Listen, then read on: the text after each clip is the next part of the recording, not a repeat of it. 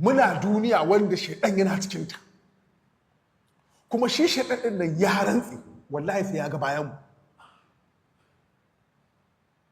Yad'una min dunillahi illa inasa, in ji Allah, wa yad'una illa shaytanan murida la'anahu Allah wa qala la attakhidanna min ibadika nasiban mafruḍa. Me yace wala udillannahum. Allah ke cewa waɗancan mutanen wa suke bautawa, suna bautawa wasu ne suka ce wai mala'iku ƴaƴan mata ne na Allah. Wa suke bautawa? Shaidan ne muridi mara mutunci. Allah ya tsine masa albarka shi shaidan din. Da Allah ya tsine masa yake cewa attakhidanna min ibadika nasiban mafruḍa. Yace cikin bayan ka wallahi sai na dauki wani rabo daidai gwargwado ni da su mun shiga wutar, amma ba ni kaɗai ba. Yace wala udillannahum, sai na batar da su. Wannan shaidan din ne ya biyo mu duniya. Ina so in faɗa muku abinda duniya ta kunsa. Ga hawan nafs, ga ran mu shi kanshi ma fitina ne.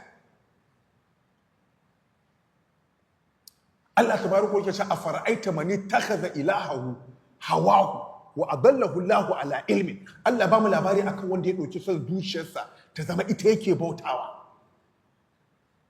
Wancan mata ta ce da mu annan nafsa la'amaratun bisu illa ma rahima rabbi. Wannan zuciyar da kuke ta kallo tana umartar mutum da abin da yake mummuna ne sai abin da ubangiji ya rahama a cikinta. Da haka wannan zuciyar gata tana tare da mu. Wasu bautar ta suke ba ta ƙaunar mu, so take ta kai mu ƙasa. Ba ka shiga aljanna sai ka yaƙe ta. Wa amma man aga wa asarar hayatar duniya fa innal jahima hiya al-ma'awa wa amma man khafa maqama rabbih wa nahal nafsa anil hawa fa innal jannata hiya al-ma'awa. Allah yake cewa duk wanda yayi ƙetar haddi ya wuce gona da iri ya fifita rayuwar duniya to wutar jahannama za shi. To kada duk mutumin da aka wayi gari shi kuma wato ainihin ya ji tsoron ya tsaya a gaban ubangijinsa, kan nan kuma ya yi kokari ya hana ran abin da ran take so. Allah tabaraka wa ta'ala ce wannan mutumin zai shiga gidan aljanna ne, in ji Allah.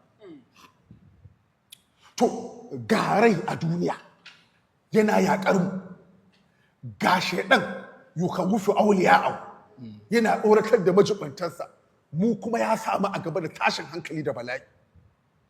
Ga addinin da Allah tabaraka wa ta'ala ya bamu yana cikin tashin hankali.